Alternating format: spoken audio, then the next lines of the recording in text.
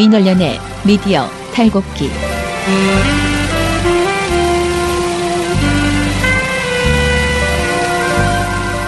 민원련의 미디어 탈곡기 208화 시작하겠습니다. 네, 안녕하세요. 저는 민원련에서 사무처장을 맡고 있는 김원경입니다. 그리고 미디어 탈곡기의 이장입니다. 네, 분회장 배나은 활동가입니다. 네, 청년회장 이봉 활동가입니다. 우리 아빠는 슈퍼맨이에요. 종편 막말 패널들도 퇴출시켰고요. 보도지침 책도 만들었고요.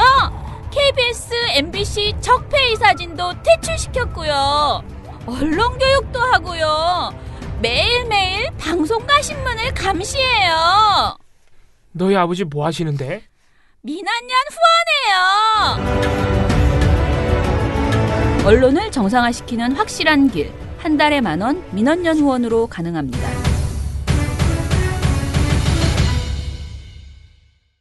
예, 오늘도 굉장히 내용이 많아서 바쁘게 지나가야 될 것 같은데요. 제가 어제 방송을 잠깐 듣다가 시끄러워서 제가 껐어요. 제 소리가 너무 시끄러워서. 왜요? 그러니까 제가 어제 너무 흥분을 해가지고 짜증이 나가지고 역대 가장 화나셨어요. 그래서 사람들 댓글도 약간 그렇게 있는데 제가 좀 민망했습니다. 그래서 오늘은 흥분을 안 하려고 하는데 근데 흥분을 할 만한 이유면 어제도 사실은 저녁에 저희가 논평을 아직도 발표를 못했어요. 근데 이게 파면 팔수록 제가 어제 드렸던 말씀보다도 더 어처구니가 없다. 그 논평을 준비하는 과정에서. 그래서 이렇게 그냥 이 정도의 말만 하고 끝낼 수 있는 사안이 아니다라는 생각이 또 거듭 들어서요.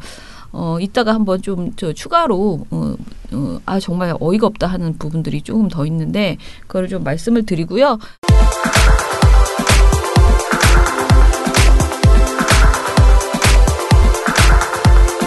자, 일단은 미디어 스크랩부터 시작해 보겠습니다. 또 다른 일, 방송통신심의위원회가 이제 일들을 제대로 시작을 해서 슬슬 심의 결과가 나오고 있는데요. 방통심의위 관련된 이야기 봉우 씨가 먼저 풀어주시기 바랍니다. 네, 방송통신심의위원회가 이제 뒤늦게 인사를 모두 마치고 본인들의 주 업무라고 할 수 있는 이제 심의를 어제부터 드디어 시작했습니다. 그래서 어제 본격적인 활동이 시작됐다고 볼 수 있는 게 어제부터 이제 방송소위원회가 그러니까 심의를 주 업무로 하는 방송소위원회가 드디어 열린 겁니다. 그 이전까지는 이제 뭐 인사 절차가 마무리가 안 돼서 그런 회의들을 하다가 드디어 심의를 시작해서 어제 몇 가지 결과가 나왔습니다.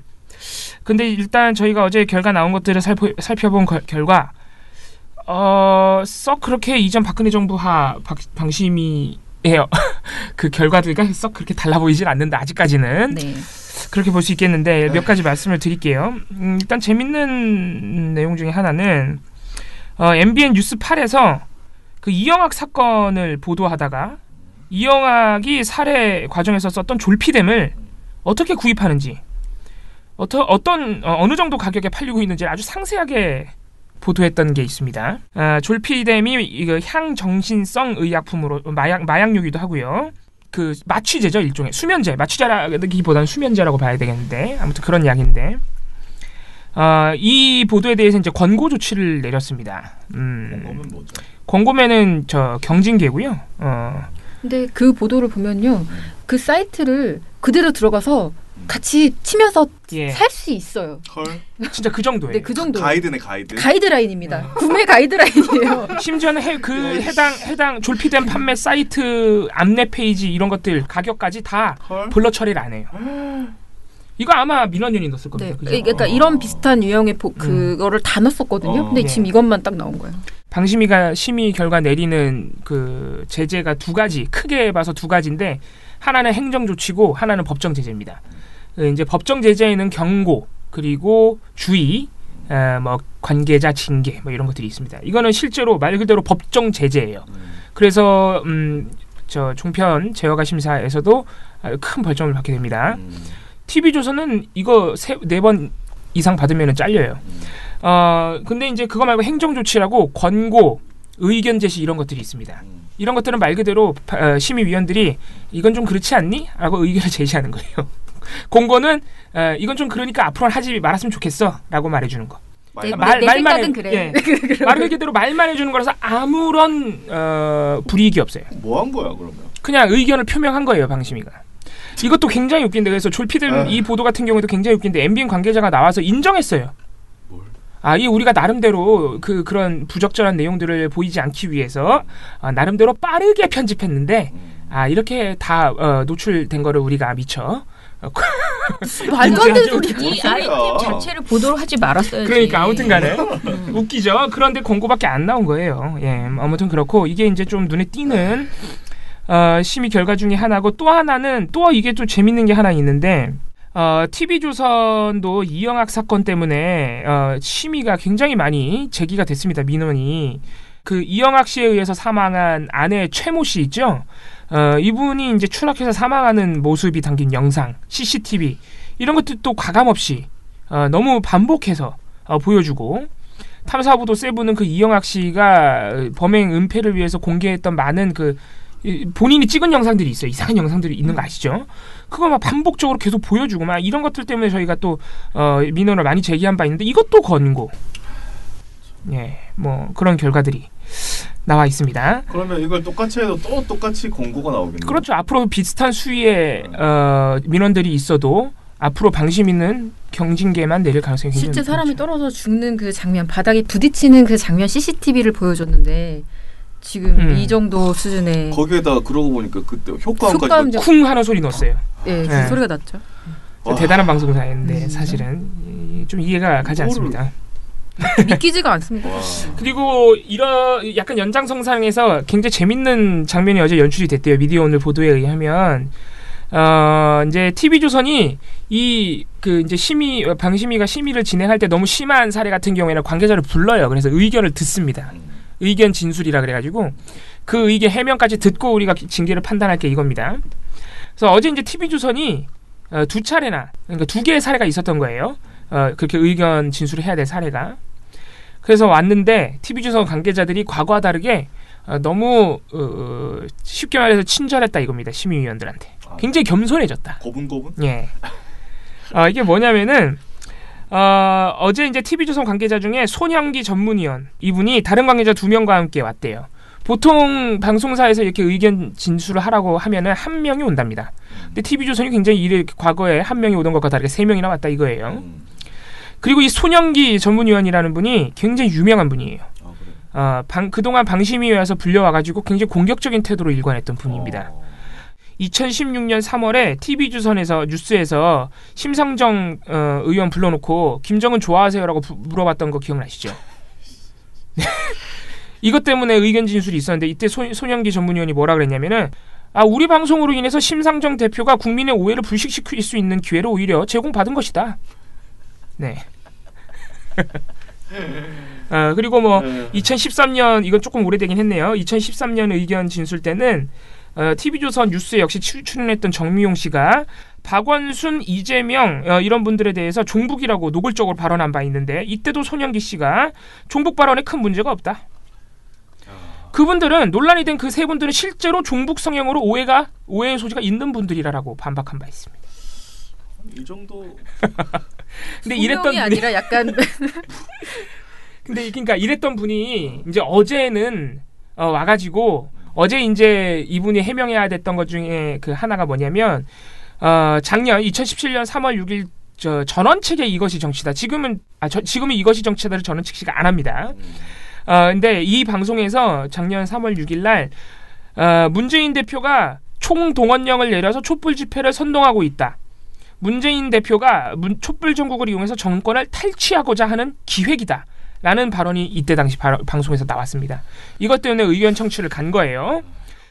많은 심의위원들이 지적을 했어요. 이 발언 내용도 문제지만은 이게 민주당에게 굉장히 불리한 패널 구성이다. 3대1로 돼 있다. 민주당이 3대1로 완전 일방적으로 공격을 받는 방송 구성 아니냐라고 이렇게 지적을 한 거죠. 그래서 이분이 굉장히 과거와는 달라진 태도. 지적이 나올 때마다 미소를 짓고 수긍을 했대요. 네, 그래서 우리가 일부러 그렇게 패널들을 섭외한 것은 아니고 섭외를 할 때 국회의원들 같은 경우에는 상대가 재선이냐 또는 삼선이냐 이런 걸 굉장히 따져서 하필 그날 민주당 의원들이 못 나오는 상황이 발생했다.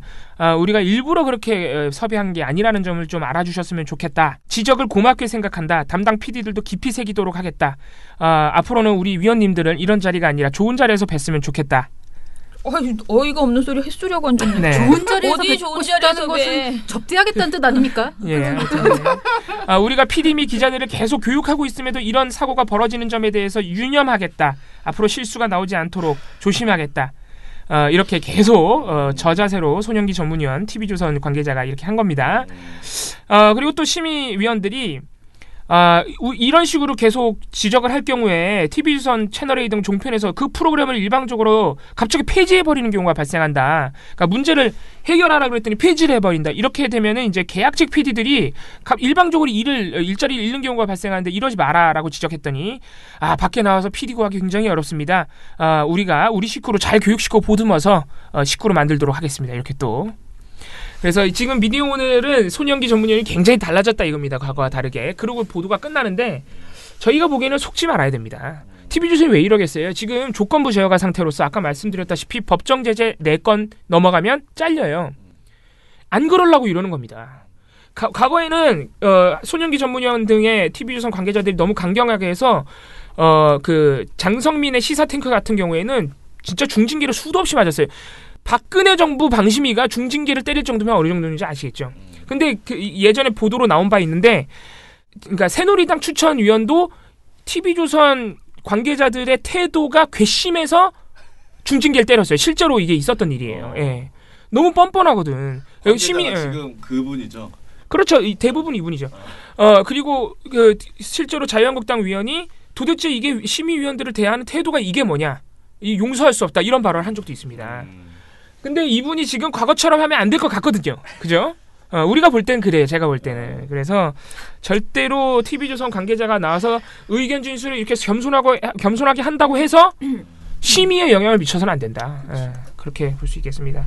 그리고 저희가 오늘 특별히 어제 이제 심의가 본격적으로 시작된 첫날이기 때문에 말씀드리고 있는데 제가 초반부에 말씀드렸다시피 MBN 그리고 TV조선 뉴스에 대해서 권고를 내린 것으로 봤을 때 지금 제재 수위가 너무 낮다. 그래서 앞으로 좀 더 엄밀한 심의가 필요하지 않느냐 이렇게 보이고 그 외에 이제 MBC의 인터뷰 조작 있었던 거 아시죠? 그것을 포함해서 몇 가지 사안에 대해서는 또 의견 진술을 지시를 해서 앞으로 관계자들이 나와야 되는 상황입니다. 그래서 앞으로 또 방심위가 어떤 제재를 낼지 좀 지켜보도록 하겠습니다. 일단은 지금 이제 사람들이 잘 모르고 있는데 꼭 아셔야 되는 게 방통심의가 이제 심의를 할 때 왜 이렇게 이번 심의 어제 나온 그저께요? 어제예요. 갑자기 혼동하네. 어제 나온 방통심의 1차 그러니까 6차 소위 결과를 보면 우리가 생각하기에는 그 방송의 그 문제점에 비해서 너무 가벼운 솜방망이가 여전히 나오고 있잖아요. 근데 이 근거가 사실은 뭐냐면은 전례에 따른다는 거예요. 전례. 전에 이 정도의 사례면은 이 정도를 받았다라는 것을 계속 방통심의 사무처에서 그 전례가 이렇습니다라는 거를 제시를 하거든요. 대부분 이 정도에서는 이런 일이 있었어요. 비슷한 사례들을 쭉 얘기를 해줘요. 항상. 그게 말이 왜냐면은 되나요, 새 사람들이잖아. 이 구성원들은 사실은 한 명도 예전에 했던 사람들이 아니고 다 새로 오신 분들이야. 사실 이분들은 우리보다도 심의 규정을 모를 수도 있어요. 이 새로 온 심의위원들. 물론 다 전문가라고는 하지만은 방통심의 전문가는 아니잖아. 맨날 심의만 넣는 우리 같은 이런 사람들하고는 또 다른 거예요. 그런데 그리고 굉장히 너무 많아. 그 사례가 양이 너무 많아. 그러면은 굉장히 잘 그 밑에서 받쳐줘야 돼요. 그런데 전례를 자꾸 들이대잖아요. 그러면은 이 정도면은 요 정도만 해도 되겠구나라고 생각할 수 있어요. 그래서 지금 이번 사기에서 가장 주의해야 되는 것은 전례에 따르는 이 습관을 버려야 된다는 거죠. 그러니까 이 사안 자체가 방통심의 규정을 어겼느냐 안 어겼느냐, 이 방송이 계속 돼야 되느냐 말아야 되느냐, 이런 방송을 없애려면은 요번에 주의를 그러니까 법정 제재를 줘야 된다. 이 개념을 확실하게 확실하게 갖고 그래 봐줄 수 있는 건 봐줄 수 있어요. 광고 나올 수도 있어요. 우리가 넣은 모든 것이 국민이 넣은 모든 것을 다 중징계를 때리라는 것이 아니고 기준에 맞게 정확하게 해야 되는데 그 기준이 전례가 돼서는 안 된다는 거죠. 근데 예전 전례가 너무나 허술했기 때문에 솜방망이였기 때문에 자꾸 거기에 맞춰서 형평에 안 만든다. 이렇게 강박적인 행동을 할 수 있다는 거예요. 그리고 이미 그런 자료를 자꾸 제출하고 있고 방통심의위에서. 그래서 이 부분을 굉장히 주의해야 되고요. 두 번째는 전략적으로 제가 생각하는 건 이건 서로 생각할 거예요. TV조선도 생각할 건데 지금 방송사들이 4개 법정 제재를 4건으로 유지해야 되잖아요. 1년 동안. 그것의 조건이 아무거나가 아니에요. 딱 4개예요. 공정성 조항, 그리고 대담 토론 프로그램 조항, 객관성 조항, 품위 유지 조항, 방송 언어 조항. 이 5개를 위반했을 때만 법정 제재 받은 거. 5개 말고 다른 거 있잖아요. 졸피뎀 저런 거는 법정 제재 맞아도 돼요. 그걸 맞아도 카운팅이 안 되는 거예요. 재승이네. 네. 조항이 딱 5개예요. 공정성 조항, 대담 프로그램 조항, 그다음에 객관성, 품위 유지, 방송 언어. 이 5개에서만 얘네들은 강력하게 막는 거예요. 아까 그 TV조선 그 손 전문가 그분이 굽신굽신한 거 그 문재인 대통령에 대해서 그런 말도 안 되는 소리 한 거 그거는 걸리는 거예요. 그러니까 이렇게 굽신굽신 하는 거고요. 뭐 다른 거 있잖아. 뭐 재연 이런 거 이영학 이런 거는 사실은 세게 맞아도 이번에 이 4개 사건 이하로 유지하는 이 극적인 이 카운팅, 이 카운팅이 안 들어가요. 근데 사람들이 그걸 몰라. 그래 이게 되게 전략적으로 그런 거에서 빠져나가려고 굉장히 이들은 노력할 것이고 요 4개 조항에 있어서는 완전 납작 엎드려서 어떻게 해서든 피해 나가고 내가 반성하고 있다 그러면서 법정 제재 제발 우리는 완벽하게 반성하였으니 법정 제재를 주지 마세요. 이런 식으로 읍소 전략을 펼칠 것이라는 거죠. 근데 저는 그쪽에서 와서 사후 약방문으로 아무리 사과를 한다고 해서 이미 나간 방송으로 인한 국민적 피해나 또는 그것으로 인해서 발생한 모든 것들이 없어지는 게 아닌 이상은 저는 이 와가지고 진술하는 거에 자꾸 그렇게 흘러덩 넘어가는 그런 행태는 정말 좋지 않다. 진짜 속으면 안 되는 거예요. 왜냐하면 TV조선 개국 이래 7년간 무슨 반성을 했습니까? 똑같은데 지금까지. 좀 말이 안 되는 거죠. 그래서 어제 나온 그 결과들을 보면은 사실은 너무 실망스러워요. 그래서 다 권고예요. 다 권고. 예. 권고. 일단 중징계가 하나도 없고 뭐 중징계 하나도 없다. 뭐 이해한다 치는데 권고 의견 제시가 끝이란 말이죠, 지금. 네. 좀 철저하게 해줬으면 좋겠다. 그러니까 거듭 말씀드리지만 전례 같은 거 생각하지 마시고 이 사안이 정말 국민에게 갔을 때 어떤 피해를 주는 방송이었나 그 원칙 이게 심의 규정을 어겼나 안 어겼나 어겼으면 주의 줘야 되는 거예요. 법정 제재를 줘야지만 다시 안 하는 거예요. 그렇죠. 우리가 맨날 하는 말 권고는 그냥 야, 너 여기서 좀 더 나가면 너 위험해? 라는 걸 권고하는 거죠. 맞아요. 그냥. 그러니까 그 정도 수위인 것만 정말 권고를 주셔야 되는데 마치 권고가 대단한 것이라도 되는 양 뻑하면 권고를 주면서 나는 굉장히 센 거를 줬다. 이렇게 착각하는 저는 이 지금 2개 탐사보도 7 그 자살 장면을 보도한 것을 권고로 한 것과 그다음에 이영학 그 졸피뎀 이거 권고한 거 이거 2개는 되게 문제가 있죠. 너무 아니한 태도다라는 생각이 거듭 드네요. 지금 처장님께서 잘 말씀하셨는데 심의 규정 위반하면은 법정 제재로 넘어가야 돼요. 사실은 완전하게 위반한 게 명백하면. 네. 그 중에서 가장 약한 주의라도 줘야 됩니다. 아니면 경고 관계자 징계 들어가야 되고 의견 제시나 권고는 말 그대로 이거 좀 애매모호한데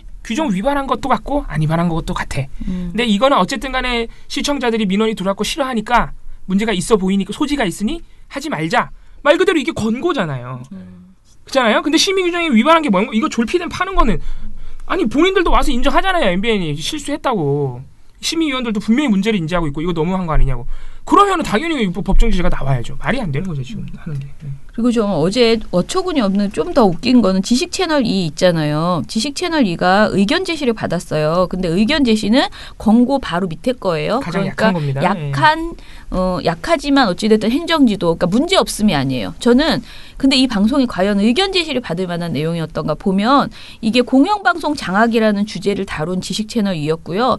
작전이라는 부제로 이제 공영방송 장악을 얘기했대요. 근데 그 이유가 특정 정권의 사례만을 소개했기 때문에 공정성 이항을 위반했다고 해서 의견 제시 받았어요.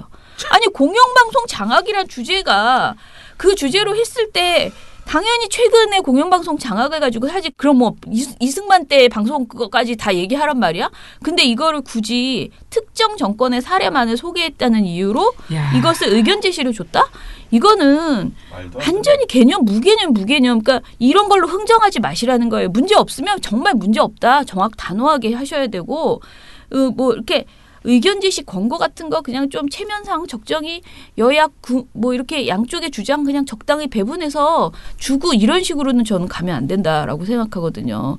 근데 이게 심의에 임하면은 약간 딜처럼 그런 게 있는 거예요. 내가 원하는 걸 세게 주려면 저쪽에서 원하는 것도 그냥 뭐 이렇게 강하게 요구하면 그런 의견 제시 정도로 해야지 된다 이렇게 생각했을 거예요. 근데 저는 이거는 공영방송 장악 이거는 말이 안 되는 논란이었다라고 생각했어요. 이 지식채널 2에 대한 거. 그렇기 때문에 이런 거 문제 없으면 줘야 되는데 이건 또 의견 제시가 나왔더라고요. 그러니까 의견 제시가 가벼운 거라고는 하지만 그래도 어찌됐든 지적을 당했다는 거거든요. 기각이나 문제없음이 나와야 되는 그런 수준의 내용이었음에도 불구하고 그래서 좀 첫 번째 방송 소위니까 이제 시작이잖아요. 그래서 조금 더 좀 이렇게 제대로 해주시기를 촉구하는. 아니 특정 정권만 방송 장악한 거 맞잖아요. 뭐야? 자유한국당 쪽 위원들이랑 딜을 한 거예요. 제가 볼 때는. 그러니까 이렇게 눈치를 보는 거죠. 이쪽에서 요구하는 것도 지적해줘야 공정하다라는 건데 공정하다는 것은 뭐 양쪽의 요구를 받아주는 게 공정한 게 아니에요. 원칙대로 진짜 이것이 진실이잖아요. 공영방송 장악을 이명박 박근혜 정부가 한 게 진실이에요. 그럼 그 진실을 다뤘으면 그게 공정한 거예요. 꼭 그 반대 뭔가 있지도 않은 사례를 찾아가지고 막 무슨 민주당이 공영방송 장악한 걸 억지로 넣으려고 그렇게 하는 것이 공정한 게 아닌데 지금 어처구니 없는 이런 결과가 나왔더라고요. 답답합니다. 네, 제가 볼 때는 방심위가 오늘 첫 회의만 봤는데도 썩 오래 기대하기 힘들다. 그런 느낌이 확 오네요. 의지가 없어 보여요. 네, 의지가 없어 보이네요. 네. 왜냐하면 관행대로 굴러갈 게 뻔합니다. 사무처의 관례대로. 예. 아니 그럴 거 왜 바꿨대? 네. 심의위원은. 뭐 저는 기대를 아직 하고 있고요. 잘 돼야 된다고 생각해서 자꾸 잔소리를 하는 그러니까 잔소리라기보다는 부탁 그리고 견제 이런 것을 계속 해나갈 수밖에 없다. 아마 계속 그렇게 우린 비판하게 될 것으로 보입니다. 네. 네, YTN 노조가 지금 뭐 하고 있나 또 궁금해하실 수도 있을 것 같아서요. 네, 투쟁 상황 간단하게 설명드리려고 합니다. 지금 일단은 대주주를 만나러 다니고 있는 모양입니다. 네, 역시 대주주 압박하는 게 최고죠. 이게 최고입니다. 네, 최고라고 봅니다. 근데 지금 YTN의 지분을 갖고 있는 게 일단 공기업들입니다. 첫 번째 한전. KDN 네. 이게 21.43% 네. 지분이 가장 많고요. 그 다음에 한국인삼공사가 19.95, 한국마사의 9.52%입니다. 이 3대가 다 3대 공기업 대주주인 거죠. 네. 그래서 이사회를 구성하는 핵심 축이기도 한데요. 예. 이사회를 선임하는 핵심 축이고 그렇기 때문에 이런 이사회는 사장회의만을 주주총회에서 상정할 수 있는 권한이 있죠. 그러니까 지금 노조가 가서 그렇죠. 해라 지금 받지 않느냐 이거. 대주주 마사회는 책임있게 행동하라. 대주주 마사회는 책임있게 행동하라. 책임있게 행동하라. 적폐청산 완수죄. 연합뉴스의 박노왕 사장이 2월 14일로 사퇴했습니다. YTN의 대주주들 그야말로 좋은 결정할 거라고 믿습니다. 그리고 9년 동안 힘들게 그리고 촘촘하게 싸워왔던 YTN 조직은 천함수를 끌어내리고 반드시 공영 언론사, 준공영 언론사로서의 책무를 빠르게 회복할 수 있을 거라고 저는 생각합니다. 최남수 씨는 겉으로 대화를 얘기하면서 노조를 강도 높게 비난하고 구성원들을 비난하고 있습니다. 그것이 최남수 씨의 본질입니다.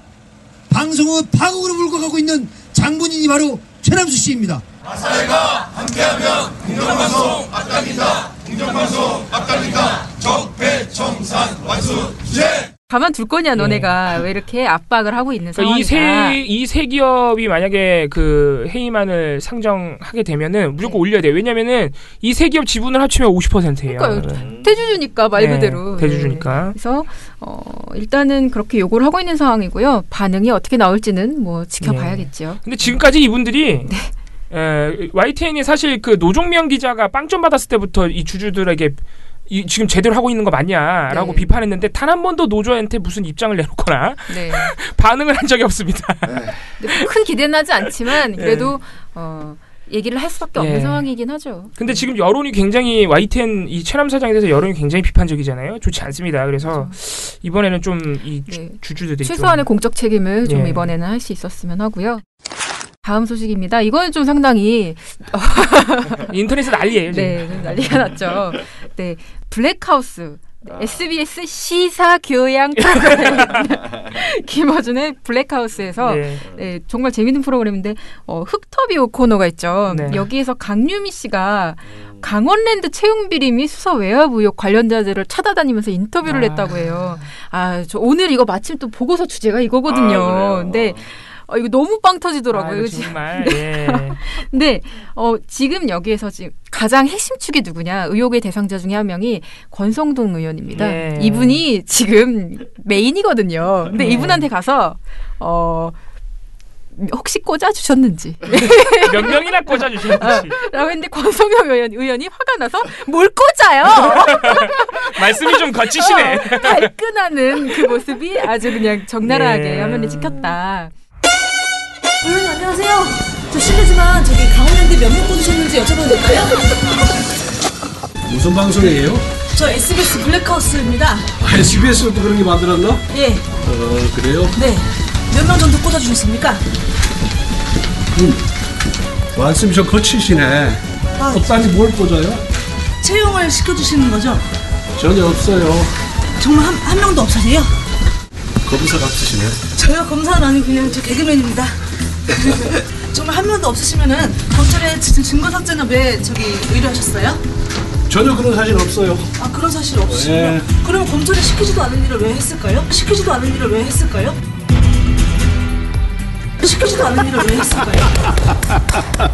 무슨 얘기하는지 모르겠네. 이상하네. 그 검사의 주장이 허위라는 것이 밝혀질 거예요. 의원님, 그럼 검찰이 시키지 않은 일을 왜 했을까요? 더 웃긴 거는 강유미 씨가 찾아갔을 때 네. 카지노 복장을 입고 갔어요. 딜러 복장을. 네, 그래서 대단하다. 아주 집요하게 정말 한 명도 없다면 검찰에 증거 삭제는 왜 의뢰하셨냐 이런 것들. 네, 검찰은 그럼 왜 시키지도 않은 일을 했느냐라며 아주 집요하게 캐물었는데요. 네, 이 모습을 지켜본 그 김어준 씨가 연말까지 블랙하우스가 살아있다면 올해의 기자상에 추천해야 한다. 네, 뭐 그렇게까지 말을 했다고 합니다. 근데 정말 너무 재밌었고요. 지금 대단하네요. 사실 관련 보도를 정말 이렇게 치열하게 해야 되는 맞아요. 방송사들이 이렇게 안 하고 있거든요. 이런 보도 아마 안 나왔을 것 같은데 이런 질문을 던지는. 그래서 계속 쫓아가는. 이따가 제가 말씀드릴게요. 이게 또 오늘 주제라고 하셨죠. 잘 됐네. 그래서 비교를 좀 해드리겠습니다. 네, 오늘 재밌네요.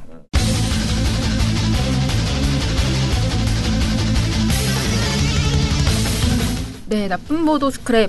아까 말씀드린 대로 강윤미 씨와 대봐서 누가 잘했나. 근데 만약에 이거 뉴스들이 지면은 좀 자존심 상해야 되는 거 아닌가? 아니야, 내가 볼 때 이미 졌어. 일단 오늘은 베나비엔나 쇼를 겸합니다. 왜냐면 어제 못했잖아요. 그런데 오늘 요거를 겸해서 말씀드리겠습니다. 말씀드린 대로 지금 강원랜드 수사 외압과 관련해서 그러니까 채용 비리와 수사 외압이 이제 함께 수사가 진행이 되고 있어요. 근데 이 사건 자체에 대한 설명을 좀 드려야 될 것 같습니다. 강원랜드 함승희 사장이 2016년 2월에 강원랜드 채용 비리를 처음 검찰에 수사 의뢰를 합니다. 그러니까 강원랜드 측에서 먼저 검찰에 수사를 의뢰한 거예요. 네.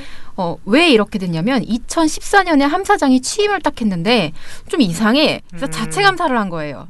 그랬더니 전 사장인 최용집 전 사장 재임 기간 동안인 2012년부터 13년까지 채용한 인원이 518명인데 이 중에 95%에 달하는 493명이 국회의원이나 뭐 이런 외부 청탁으로 부정 입사했다는 사실이 밝혀진 거예요. 이게 내부 감사로 밝혀지니까 이 안에서 수사할 수 없죠. 얼마나 당황했을까? 네, 뭐 신임 사장 입장으로서는 정말 눈앞이 깜깜하고 하늘이 무너지는 입장입니다. 9.5%도 아니고 95%. 95%에 나랑 같이 일해야 되는 사람이 그리고 심지어 이 청탁한 대부분의 그 사람들이 자유한국당 측 의원들이죠. 신임 사장이 일을 할 수 없다 판단하고 검찰에 도와주세요. 이거 수사 좀 해주세요 합니다. 자, 근데 이 사건에 딱 의뢰받은 검찰이 무슨 짓을 하느냐? 일단 바로 수사를 하지 않습니다. 묵힙니다. 사건을 좀 묵히다가 이렇게 묵히다가 춘천지검이 최 전 사장, 그러니까 강원랜드 측 사람 최 전 사장하고 그 인사팀장 해가지고 한 2명 정도를 업무방해 혐의로 불구속 기소합니다. 핵심은 또 심지어 불구속 기소입니다. 네. 최용집 사장이 완전 그 핵심 중에 한 명인데. 네. 그리고 그 채용을 압력을 줬다는 그 사람들에 대해서는 제대로 수사를 안 하는 거죠. 자, 어떻겠습니까? 그럼 봐주기 수사 그 의혹이 막 불거지겠죠. 그렇죠. 자, 재수사가 시작됩니다. 부끄럽게도. 네. 근데 재수사에서도 최 전 사장하고 그 자유한국당 염동열 의원의 보좌관이 구속되는 데만 딱 마무리가 돼요. 이 와중에도 청탁이 어떤 뒷배로 알려진 자유한국당 권성동, 염동열 의원 그 본인하고 비리 연루 의혹이 아주 반복적으로 심하게 제기되고 있는 권성동 의원의 보좌관은 아예 그 대상에서 제외가 또 되는 거죠. 구속도 안 됐고 조사는 받긴 받은 거예요? 조사를 받는데 구속이 안 되거나 조사도 제대로 안 받거나 이런 식으로 형식적으로 돼버리는 거죠. 자, 그래서 계속 이게 부실수사 논란은 이어졌는데 어쨌든 끝났어요. 끝난 상황이었는데 지난 2월 4일 날 안미연 의정부지검 검사가 MBC 뉴스데스크에 나옵니다. 그렇죠. 네, 나와서 얘기를 해버려요. 그런데 사건을 인계받은 지 불과 2달 만에 당시 윗선에서 갑자기 사건 종결을 지시했다고 안 검사는 밝혔습니다. 사건 처리 예정 보고서였는데 당시 보고서는 결과가 불구속, 구속 열려있는 상태였습니다. 그거를 들고 총장님을 만나고 오신 뒤에 그 다음날 이제 바로 내일 인지를 해서 불구속 기소하는 걸로 해라 이렇게 지시를 하셨습니다. 결국 대규모 채용 비리를 저지른 당사자인 최영집 전 사장이 불구속 기소됐고 채용 비리 사건을 수사하는 과정에서 몇 가지 확인된 내용에 의하면은 전직 검찰 간부와 모 국회의원이 개입된 게 아닌가. 이분이 수사 과정에서 이름이 드러났다는 말씀이신 거죠? 네, 고검장님과 그다음에 권성동 의원. 그뿐만이 아닙니다. 상당히 지속적으로 있었습니다. 어떻게 좀 구체적으로 말씀해 주시면. 증거 목록에서 삭제해달라는 요청을 받았습니다. 영향력이 행사된 걸로 추정할 수 있는 증거들을 비롯해서 나머지 이제 기본적으로 언급이 되는 부분들에 대해서는 전부 빼달라는 취지였습니다. 안미현 검사의 수사 방해 폭로에 대해 권성동 의원과 당시 고검장은 사실 무근이라고 밝혔고 김수남 당시 검찰총장을 비롯한 관련자들도 외압 의혹을 부인했습니다. 지난 4월에 최종원 춘천지검장, 현재는 서울 남부지검장에 있습니다. 이분이 강원랜드 채용비리 수사를 조기 종결해버려라 라고 나한테 부당한 지시를 내렸다. 네. 그리고 청탁 관련자인 권성동, 염동열 자유한국당 의원하고요. 강원도 출신 그 고검장 이름이 기재된 증거 목록을 삭제해라. 라고 증거인멸을 지시했네. 증거인멸을 지시했다 나한테. 어마무시하네. 근데 그거를 1회 한 게 아니라 지속적으로 했다. 라고. 그리고 막 불구속해라 막 이런 네, 것도 지시 내렸어요. 아주 세세하게 그런 것들을 계속 압력을 줬다는 거예요. 자, 이렇게 내부 고발을 하니까 뒤집어지죠. 난리가 나서 막 아주 여러 가지 일들이 일어나는 가운데 대검찰청에서 강원랜드 채용비리 수사단을 또 이번에 새로 꾸립니다. 그러니까 꾸린 다음에 이제 14일부터 수사 외압 의혹 폭로 당사자부터 불러서 얘기 들어보고 그다음에 20일에는 염동열 의원하고 권성동 의원을 포함한 채용 청탁 인상 10명을 대상으로 압수수색까지 실시하고 지금 현재 그런 상황이에요. 자, 근데 올림픽 분위기에 막 해서 여러분 잘 못 들으셨잖아요. 이 얘기를. 그래서 이 4일부터 폭로가 시작된 4일부터 21일까지 관련 보도가 얼마나 나왔나 누가 가장 열심히 했나 이런 것들을 쭉 살펴봤는데요. 결과는 매우 충격적입니다. 보도 안 한 거 아니야? 또 다? 안에서 문제가 된 것도 있고요. 해서 문제가 된 것도 있어요. 네. 자, 우선 그러면 안에서 문제가 된 것부터 찾아봅시다. 아예 안 한 것들이 있다는 거죠. 자, 4일부터 21일이면 약 17일 정도예요. 아예 한 건도 안 한 곳은 없어요. 그렇죠. 그러긴 힘들겠다. 하지만 단 한 건을 한 곳은 있습니다. 뭐야 그게 그거네 그럼. 야, 이 문제를 어떻게 한 건밖에 안 하? 야, 이거는 KBS 채널 A. 채널 A. 네. 이 PD님 정답. 아, 핸드폰을 고장났어. 저 일단 PD님 압수수색 한번 들어가서 보고서 보셨는지 한번. 컨닝. 자, 그러면 두 번째 문제입니다. 자, 적게 한 거랑 별개로 관련 보도를 가장 늦게 내놓은 방송사가 또 있습니다. 늦게? 네, 늦게 이 소식을 전달한 방송사가 또 있습니다. MBN. SBS. KBS입니다. 아, 뭐야 KBS. KBS 뭐야? KBS는요. 정가 이범이네. 가장 늦게, 가장 적게 보도합니다. 뭐야 안 한 거잖아 그럼. 안 한 거예요. 네, KBS 얘기를 좀 먼저 드릴게요. MBC가 4일 보도하니까요. SBS, JTBC, TV조선 채널의 MBN은요 5일 이 소식 다 보도합니다. 네, 그 보도의 질은 이따가 말씀을 드리겠지만 다 보도는 하는데 자, KBS는 쭉 보도를 안 해요. 한 보름 정도.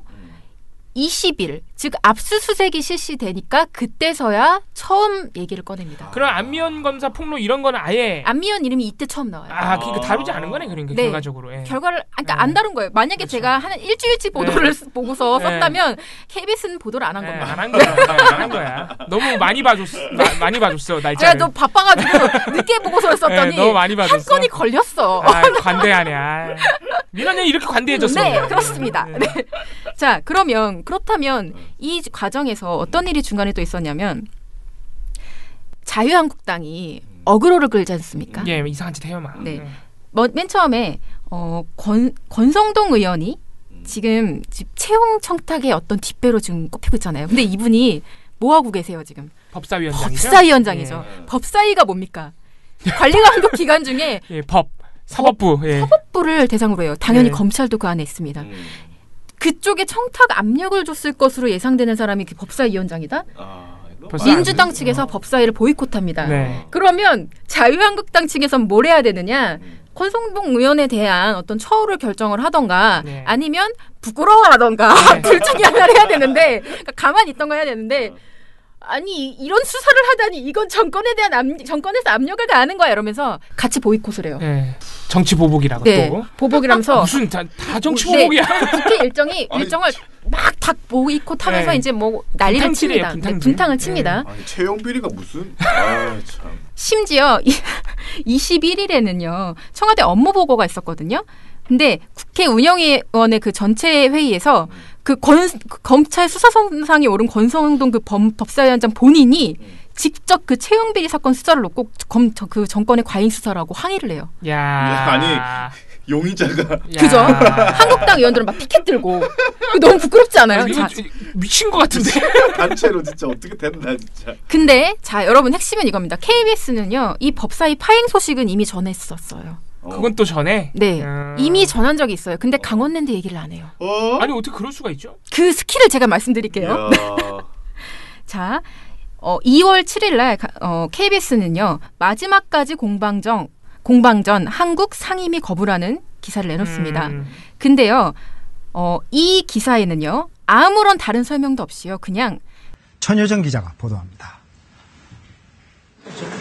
여당의 권성동 법제사법위원장 사퇴 공세로 촉발된 국회 법사위 파행은 대정부 질문까지 이어졌습니다. 라고 얘기하면서 법사위 파행을 설명해요. 그러면 법사위 파행 책임이 누구한테 있는 것 같죠? 여당한테 있는 것 같죠? 그렇죠. 권성동 나가라고 누가 땡깡을 부려서 이게 지금 다 망가진 것 같이 보이는 거예요. 그리고 천효정 기자, KBS 천효정 기자의 리포트인데요. 이렇게 설명합니다. 권성동 의원이 권력기관 개편과 관련해 문재인 대통령이 인사권을 내려놓으라고 하자 대통령이 인사권을 내려놔야 그다음에 권력기관 개편에 대한 논의가 저는 시작될 수 있다고 생각합니다. 여당 의원들은 권 의원부터 법사위원장직을 사퇴하라고 공세를 폈습니다. 법사위원장님 본인 인사권 좀 내려놓으세요. 라고 하면서 권성동 의원의 대통령 인사권 내려놔라 라는 그 발언과 박범계 의원의 본인 인사권이나 내려놓으세요 하는 그 공방을 보여주는데요. 자, 이 보도 보면요. 권성동 의원은 마치 대통령에 대해서 정당한 지적을 하는데 그 여당 의원들이 빈정대는 것처럼 보여요. 아니 이건 진짜 악의적이다. 아니 지금 이 아주 악의적입니다. 모든 사태의 발단이 강원랜드의 맞아요. 그 권성동 의원의 의혹 때문인데 강원랜드의 강자도 안 나옵니다. 그러니까 그거를 빼버리고 이렇게 보도하면 어떻게 해? 너무 충격적이죠. 자, 20일 보도 압수수색 보도도 좀 이상합니다. 자, 강원랜드 채용비리 10명 압수수색. 여기에서는 강원랜드 이렇게 제목부터 쓰는데요. 이상하게 강원랜드 채용비리만 얘기하고 수사에 대한 외압 의혹 얘기는 아주 뒷부분에 가서야 살짝 얘기해요. 앵커 멘트에서부터 검찰이 오늘 강원랜드 채용 비리와 관련해 채용 청탁자 등 10명을 압수수색했습니다. 현직 검사의 폭로로 구성된 수사단의 첫 번째 강제 수사인데요. 염동열, 권성동 두 의원의 비서진도 포함됐습니다. 현직 검사가 뭘 폭로했는지를 얘기를 안 한다니까요. 그거를 되게 뒷부분에 가서야 거의 한 보도가 1분 몇십 초짜리 보도인데요. 59초쯤 돼서 그제서야 이 청탁 수사 압력 의혹도 이번 수사로 밝혀질 것으로 기대합니다. 이런 식으로 설명을 하는 거죠. 안 검사는 권성동 의원과 전직 고검장 등이 수사를 방해하고 검찰은 해당 사건을 제대로 처리하지 않았다고 진술한 것으로 알려졌습니다. 앞서 대검찰청은 춘천지검의 강원랜드 채용비리 수사 과정에 외압이 있었다는 안미연 검사 폭로 이후 별도 수사단을 꾸렸습니다. 제목이나 리드에는 아예 안 나오고 리포트 중반에도 안 나오고 그래서 이거는 기사를 보면 직접 보시면 더 느껴지시겠지만 논리적 구성으로도 안 맞아요. 이 기사를 보면 계속 의문이 남는 거예요. 그러니까 그 검사가 뭘 뭘 의혹을 제기했지? 이렇게 된다니까요. 보도를 안 하고 있어요. 그래서 KBS가 사실 거의 자유한국당급의 진상을 떨었다. 강유미 승. 아직. 아니 KBS보다 더 나쁜 보도가 있다는 얘긴데 지금. KBS가 전 제일 나빴다고 생각합니다. 그러니까 지금 현 상황으로는. 근데 네. 했는데 나쁜 것들이 여전히 몇 가지 있다. 그런 상황입니다. 자, 두 번째 퀴즈입니다. 4일날 MBC가 MBC가 보도를 내고 5일날 다 보도를 했다고 했잖아요. 근데 5일 보도에서 수사 채용비리 수사 외압 자체에 초점을 맞춘 게 아니라 여검사가 내부 폭로를 했다에 초점을 맞춰서 보도한 방송사가 있어요. 야, 그것도 제주다 진짜. 어떻게 그렇게 할 수가 있지? 네. TV조선, MBN, TV조선, MBN, 이봉우스. 역시 선점해야 돼. 이 퀴즈의 승부를 가르는 것은 누가 먼저 선점하느냐입니다. 네, 스피드라고 봅니다. 네. TV조선은요 5일날 한 건의 관련 보도를 내놓습니다. 근데 포커스라는 코너를 통해서 이걸 다뤄요. 근데 제목이 큰 따옴표 나는 고발한다. 폭로 여검사 3인방. 이게 뭐야? 이겁니다. 그럼 강원랜드 안미연 검사의 고발 내용에 폭로 내용에 초점을 맞춘 것도 아니네요. 네. 3인방 이러는 거 보니까. 네.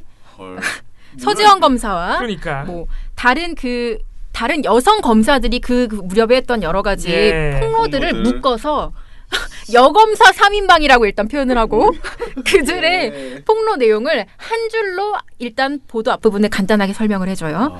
야, 대단하다. 설명해주고 그 뒷부분에 보도의 한 60% 이상은 왜 이렇게 폭로가 나오게 됐느냐. 옛날에는 남자 검사만 많았는데 여자 검사가 늘어났다. 근데 이게 숫자만 늘어났지 실질적으로 개선이 안 되니까 들고 일어나는 그런 상황인 것 같다. 그런 분석들이 이어지는 그런 보도예요. 그러니까 사실상 보도 안 했다. 검찰 내부에서는 성추행 폭로에 이어 이번엔 강원랜드 채용비리 사건 수사에 외압이 있었다는 폭로가 나왔습니다. 이번에도 입을 연 건 현직 여검사였습니다. 여검사들의 잇단 내부 폭로, 이유가 뭔지 또 어떤 의미가 있는 건지 여기에 오늘의 포커스를 맞췄습니다. 그렇죠. 이 건에 대해서는 보도를 안 했다고 봐도 무방합니다. 네. 바로 다음날 보도 안 했다고 보셔도 되고요. 예, 저 말씀드린 것처럼 정말 제주다. 진짜 아니 그렇게 보도하라고 누가 시키는 것 같았고 그렇지 않아요? 기술이 있나 봐. 이거 보도 안 할 수도 없고 이렇게 처리하자 이렇게 기술적으로 일단 묶어서 한 방에. 네, 있습니다. 또 마지막 퀴즈인데요. 정치권 공방으로 이걸 프레임을 짜서 약간 정치 혐오를 부추겨서 보도를 한 곳이 있습니다. 요거는요. 여러 곳이에요. 여러 곳인데 몇 군데라고 말씀 안 드릴게요. 한번 맞춰보세요. KBS TV조선 채널 A MBN.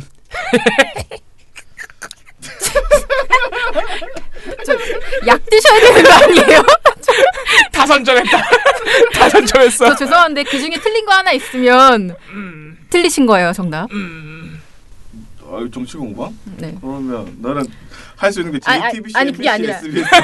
아니 요거는 제가 이렇게 했기 때문에 그냥 원하는 거 고르셔도 돼요. 정치 공방? 그러면 TV조선, KBS 끝. TV조선, KBS.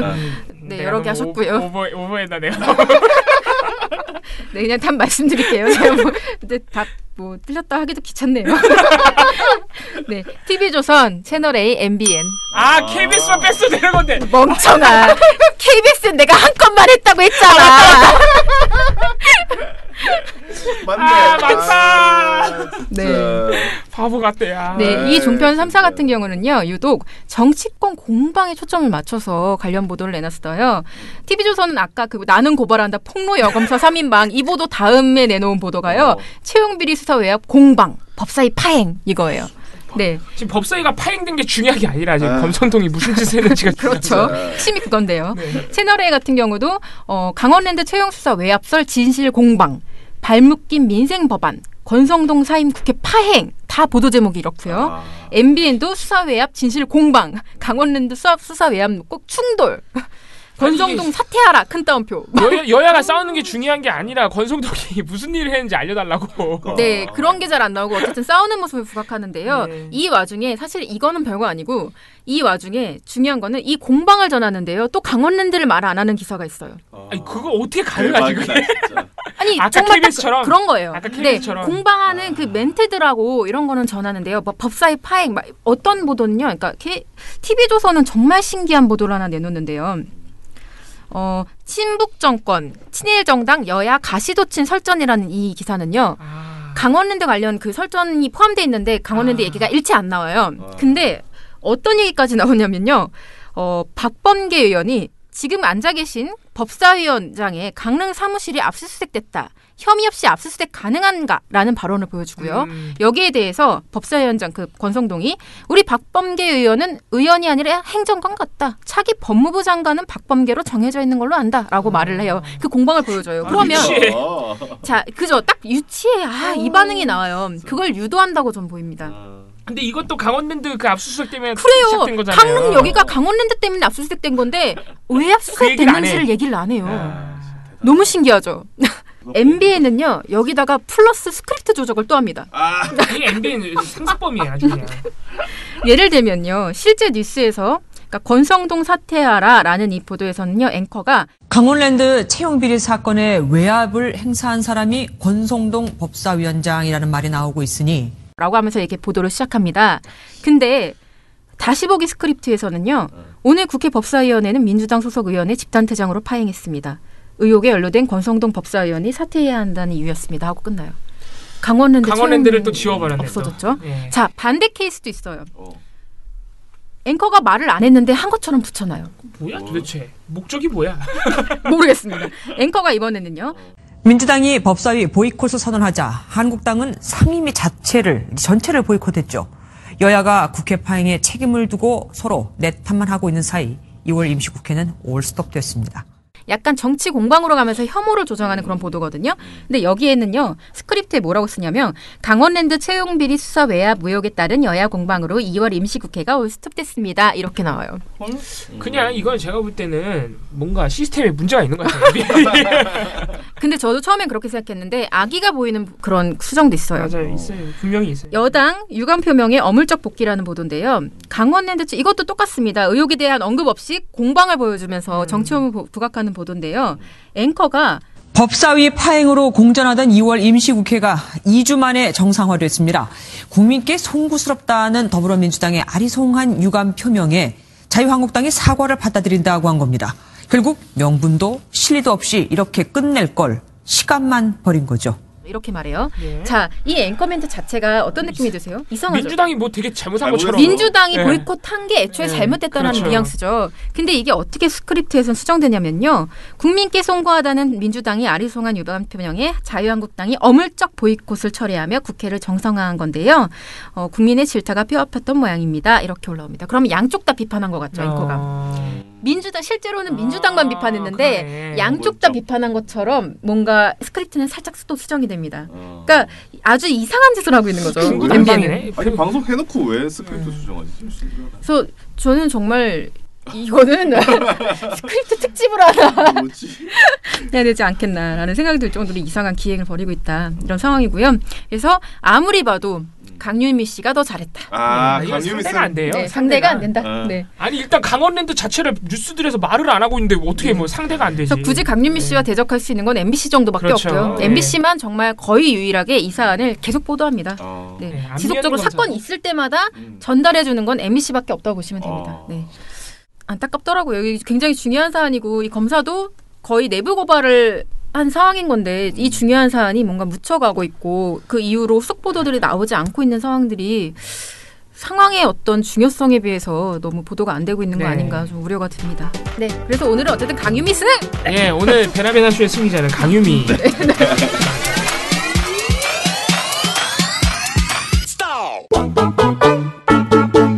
자, 제가 오늘 아까 말하려고 했던 거 그거 마저 조금 더 할게요. 그 미디어랩 그거를 왜냐면은 어제 제가 어제 너무 흥분을 해가지고요. 그리고 정보가 너무 없었거든요. 그러니까 미디어스와 미디어 오늘 두 매체의 기사 자체도 양도 그렇게 길지 않고요. 그냥 미디어랩의 소유 제한 관련돼서 문제가 있는데 이것을 시정명령을 내렸다. 거의 그 수준의 기사였잖아요.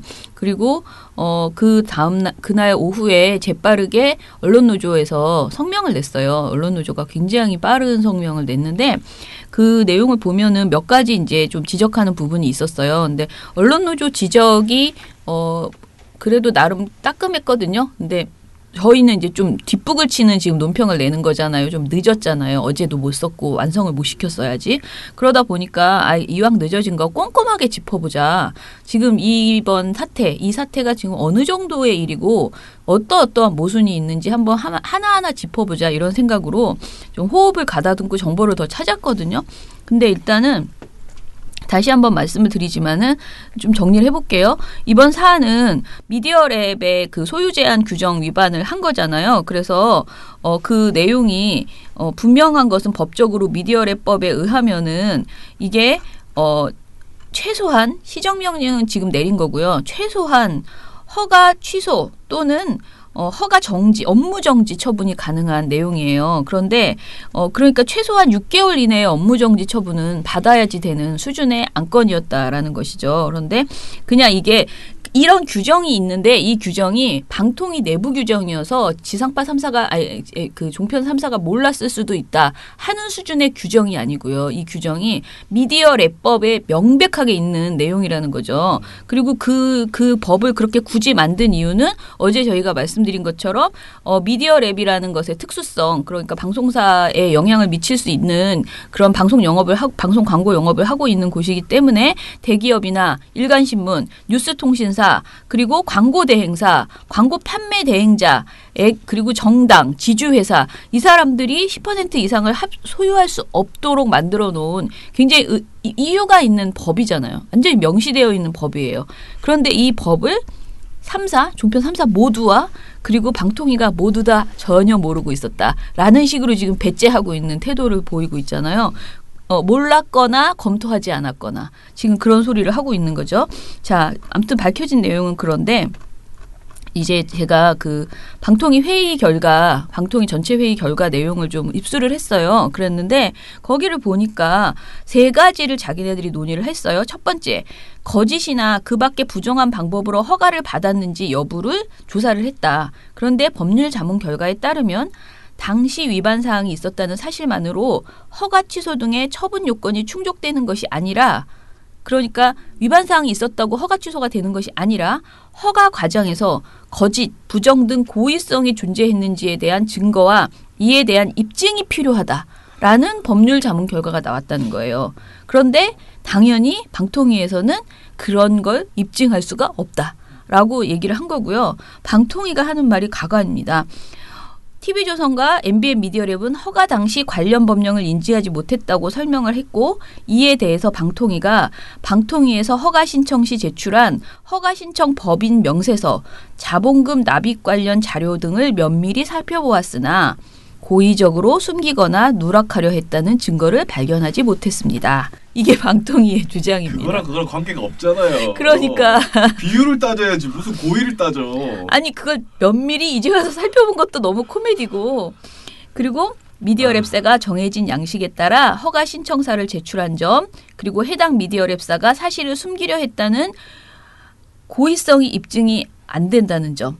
그래서 방통위가 허가 심사 시 위반 사실을 인지하지 못했다는 그 자기 스스로의 약점, 그리고 대법원 판례, 자문 결과 등을 모두 종합했을 때 이번 사안은 거짓 부정한 방법으로 허가받았다고 판단할 수가 없다. 이런 결론에 이르렀다는 거예요.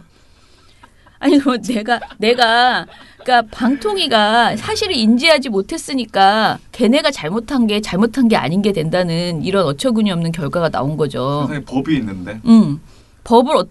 법을 집행하는 사람들도 법을 모르고 법을 어긴 사람도 법을 모르고 그런데 그거에 고의성이 입증되지 않기 때문에 이게 첫 번째예요. 그러니까 부정한 방법으로 허가받았는지 고의성을 입증할 수 없다는 게 이번에 시정명령밖에 안 준 원인의 첫 번째고, 두 번째가 이건 더 황당하더라고요. 자문 결과에 따르면 허가 당시 위반 행위에 대해서 허가기간 만료 이전에만 허가 취소, 업무정지, 과징금, 행정처분 모두 가능하대요. 그리고 이게 무슨 말이냐면요. 2014년에 허가를 받았거든요. 얘네가. TV조선이 그리고 미디어랩, MBN 미디어랩이. 그러면 이 두 회사가 2014년에서 2017년 재허가 이전까지 그 기간에만 이런 행정처분이 가능하다는 거예요. 이런 어떤 허가 취소를 하던 뭐 징계를 하는 게 가능하대요. 그런데 이미 재허가를 받아버렸어요. 얘네가. 무슨 말인지 알겠죠? 그러니까 그때 당시에 허가를 처음에 최초 허가를 해줬던 그 기간, 그때 유효기간 3년 내에 징계를 했어야 되는데 그때가 지나갔으니 이제 안 해도 된대. 이게 이유예요. 너무 웃기죠. 그런데 더 웃긴 건 이대로 따지면요. 정말 충격적인 건 언론노조에서 지적한 게 뭐였냐면은 이 조사를 처음에 인지한 것이 작년 6월이래요. 이런 문제가 있다는 걸 인지한 게. 근데 MBN 미디어랩은 작년 11월에 재허가를 받았습니다. 그러면 6월에 알았으면 6월에 MBN 미디어랩을 허가 취소할 수 있었다는 소리예요. 이 조항에 따르면 3년 내에 할 수 있었다는 거죠. 이때 이 로펌에 의하면. 그런데 흐지부지 하다가 재허가를 더 해줘버렸네. MBN 미디어랩을. 그리고 지금 와서 3년이 지났으니 못한다. 이걸 말이야 또 방구야. 그런 지금 얘기를 하고 있는 거예요. 그러니까 방통위에서 기다려준 거네요. 그런 의혹을 안 할 수가 없다는 거죠. 굉장히 이상하죠, 시기가. 작년 6월에 알았으면 빨리빨리 조사해서 이거 뭐 올해 조사할 일이 뭐가 있어. 고의를 입증도 못하는 사람들이 그냥 그 다음날 야 니네 다 틀렸네? 이런 거 갖고 왔으니까 이거 취소해. 최소한 저는 허가 취소 너무 센 칼이라고 하면 최소한 6개월 이하의 정지, 업무 정지 이건 내렸어야 되는데 이걸 아무것도 안 해주고 재승인을 해주고 그러니까 재허가를 해주고 이제 와서 3년이 지나버렸으니 안 된다라는 명분을 지금 내고 있어요. 그 다음에 세 번째 명분이 서약서예요. 제가 어제 서약서만 얘기했잖아요. 근데 저는 그게 좀 이해가 안 갔어요. 서약서를 받았는데 왜 서약서 가지고 하기엔 약하다고 하지? 고작 이거 가지고 했나 했는데 제가 지금 앞에서 말한 두 가지 사안, 고의성을 입증할 수 없다. 그다음에 그 3년 내에 애초 허가 받았던 3년 내에 하지 않았으니까 안 된다. 이것과 더불어 서약서까지 겸해가지고 이 세 개 때문에 결국은 얘네는 행정처분을 하기는 어렵다. 그러니 시정명령만 내려서 빨리 팔아라. 그거 팔아라는 거예요. 지금 10% 넘은 지분. 맞추라고. 그런 요구를 했다는 거죠. 진짜 거듭 말씀드리지만은 이게 왜 이런 법을 만들었는지 법의 취지를 알고 그러면 우리는 지금 4년 동안 그 법의 취지와 어긋나는 아무튼 법을 만들 땐 이유가 있을 거 아니야. 그러면은 왜 우리가 일간신문이나 그런 사람들의 지주회사나 이걸 못 들어가게 했을까 미디어랩에. 그렇게 들어갔을 때 벌어질 상황이 있었는지 다 재조사해야 된다는 생각이 드는 거예요. 그런 행위가 혹시 있지 않았는지 그런 생각이 들고요. 그리고 법이라는 게 일단 만들었으면 지켜야 되는데 이거를 자기네들이 인지하지 못했다는 그런 얼렁뚱땅 햇소리 가지고 이거를 징계를 안 하고 저기를 했다는 게 어처구니가 없고 김석진 의원이 뭐라고 하냐면은 고의로 숨겼는지 판단하는 게 중요한데 고의로 숨기거나 누락했다는 증거를 찾기 어렵다는 것 같다. 그러면 6개월 이내 처분이 어려우면 그다음엔 어떻게 되나? 이렇게 물어봐요. 이게 김석진 의원은 자유한국당 쪽 추천위원이에요. 그랬더니 사무처가 1년 이하의 징역이나 2천만 원 이하의 벌금에 처하도록 미디어랩법에 규정되어 있습니다. 그랬더니 김석진 의원이 우리도 인지를 못하고 있었기 때문에 미디어랩법 허가를 낼 때 아마 다른 종편과 미디어랩 신청 상황이 신청 양식이 다른 모양이죠. 그걸 참 잘 챙겼어야 되는데 라는 식으로 얘기를 하시는 거예요. 그랬더니 고삼석 의원이 또 이렇게 딴소리를. 이게 전체적으로 봉숭아학당 수준의 회의를 방통위 회의를 하고 있더라고요. 우리가 인지하지 못했으면 혼을 내줘야 되는 거잖아요. 계속 이 부분이 안 나와요. 조사해서 파헤쳐야죠. 뭐가 잘못됐는지. 이게 안 나와요. 이게 안 나오는 이런 어처구니 없는. 그리고 제가 어제 말씀드린 것처럼 고삼석 의원은 오히려 사무처 차원에서 법적 효력이 있는 어떤 것을 가지고 오라고 검토해달라고 요구하고 그랬더니 사무처장이 포함해서 검토하겠습니다. 라는 답변을 내놨습니다. 저는 정말 심각하다. 거듭. 저희가 민원연의 주장은 이거예요. 일단 첫 번째는 방통위 완전히 이번 문제에서 그냥 지나갈 수 있는 사안이 아니다. 그러니 방통위는 이번 정치 이 조치를 애초에 시작했던 그 개입한 모든 사람들을 다 밝혀내고 저는 그때 당시에 회의록 다시 다 찾아내서 허가를 해줬던 당시 그래서 그때 상임 이 안을 맡았던 위원이 누구인지도 다 찾아내서 다 책임을 물어야 된다라는 생각이고요. 그다음에 지금의 이 시정명령보다 센 최소한 업무정지 6개월 이내의 업무정지 그 조치는 반드시 나와야 되는 사안이고 그다음에 지금 이런 로펌의 이 해석이 적절한지 더 다른 업체, 다른 그 로펌의 해석이 저는 필요하다라는 생각이 분명히 들고요. 도대체 누가 어떤 로펌에다가 이 법률 해석을 계속 이렇게 부탁하고 있고 걔네가 보내준 법률 해석의 원안을 내놔라. 걔네는 명예가 있을 거 아니에요. 자기네들의 법률 해석에. 그러면은 그거를 보고 정말 그것을 논의해보자라는 생각이 좀 거듭 들고요. 그리고 그러니까 아까 말한 그 앞부분의 상황을 얘기하기 위해서는 국민감사 청구를 하고 감사원이 이것은 감사를 해야 된다라는 생각을 합니다. 그래서 전반적으로 이번 일은 방통위 사무처가 얼마나 일을 안이하게 하고 있는지 또는 고의이던 무능이던 아니면은 뭐라고 해야 되나요? 그야말로 짬짬이이던 뭔지는 잘 모르겠어요. 그러니까 그런데 무엇이 됐던 미필적 고의라 하더라도 징계는 받아야 된다. 그리고 국민한테 사과하라. 이따위로 회의를 하고 저는 이번 방통위원 5명이 다 사과해야 된다고 보는 거예요. 이런 회의를 이걸 회의라고 해놓고 내놓고 슬쩍 지나가려고 하는 그 부분에 대해서는 5명의 방통위원 모두가 위원장을 비롯해서 다 너무 국민을 물러본다. 이건 정말 너무 쉽게 생각한 거다라는 생각을 거듭 하게 됩니다. 참 이것저것 정권이 바뀌고 그리고 이제 정상화라는 것이 이제 가능해지는 상황이 벌어졌는데 방통이나 방통심의나 다 제 모습을 찾고 적폐를 청산하기를 기대했는데 이게 참 너무 그야말로 물빠따 우리 물빠따님의 표현 딱 그 말이 생각나네. 물빠따 수준의 이 일들이 빠따도 아니다. 물방망이 수준의 일들이 벌어지고 있어서 답답하네요. 예. 7, 6, 5, 4, 3, 2, 1. You'll never have the sacred stone. Oh, this you crazy mother. 민원연 대댓글로 넘어가 봅시다. 레이니치스님이 짤방을 붙여서 올려주셨어요. 저 그리운 얼굴, 저희 전원책. 안 그리워. 네. 저는 좀 그립습니다. 우리 자주 뵙지 못해서 이제는. 페이스북보다 너무 빵 터졌습니다. 늘 드는 생각이지만 전원책 시 이분 옆에 있는 국민이나 여론은 누군지라고 하는데요. 여기 짤에 있는 글자가 이미 평창올림픽은 국민 관심에서 벗어났다. 이게 전원책 씨가 이렇게 말했어요. 평창올림픽 마스코트에 대해 잘 모르는 국민 많다. 뭐 이렇게 하는 그런 발언을 한 거를 이렇게 짤을 올려주셨어요. 근데 국민 대부분이 사실 평창올림픽밖에 안 본다. 라는 얘기가 나올 정도로 너무 거기에만 관심이 집중돼 있는데 네, 그 정도로 지금 상황이 이어지고 있는데 근데 이 마스코트 정말 인기 좋던데? 네. 그게 엑소랑 엮여가지고 또 소랑 네. 못 사. 없어서 이 WD 이건 뭐야?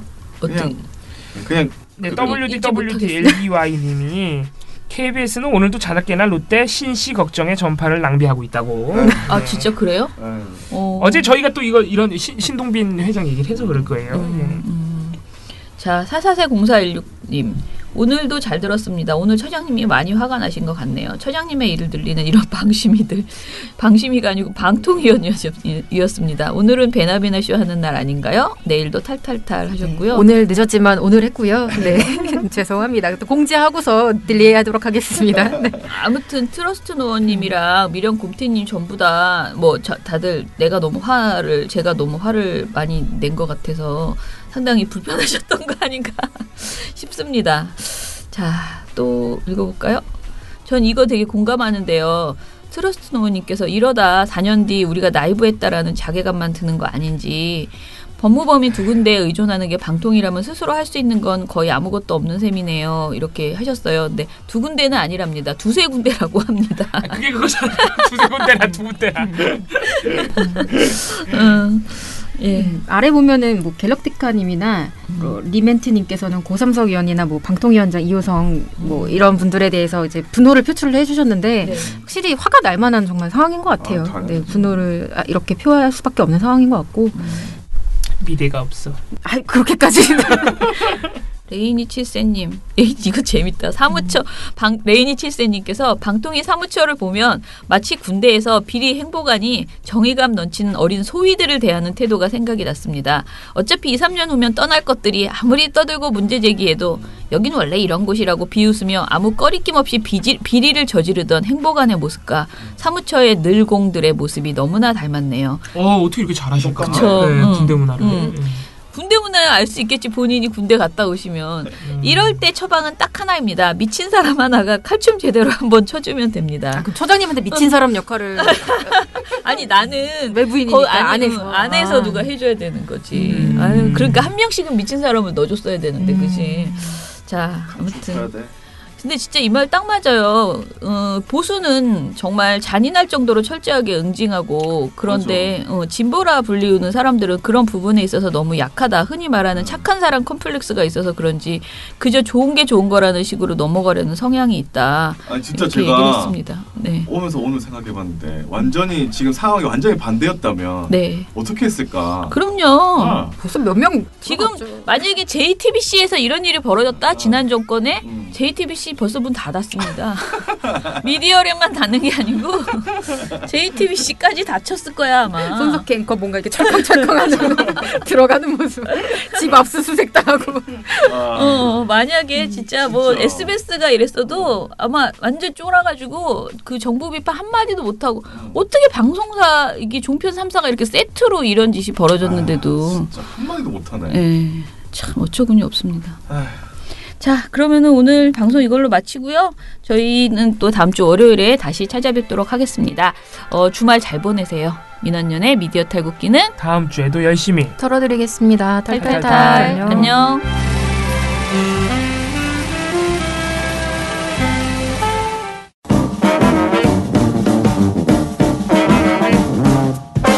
여러분, 미디어 탈곡기 잘 들으셨나요? 민원연은 1984년부터 우리 사회 언론 민주화를 위한 걸음을 우직하게 걷고 있습니다. 특히 왜곡, 편파, 막장 뉴스가 만연한 상황에서 민원연의 언론 감시 활동은 더욱 중요합니다. 민원연 회원이 되어 저희에게 힘을 주세요. 민원연 홈페이지 ccdm.or.kr에 오셔서 회원가입을 신청하시거나 02-392-0181로 전화 주시면 됩니다. 한 달 10,000원의 회비가 언론을 바꿉니다.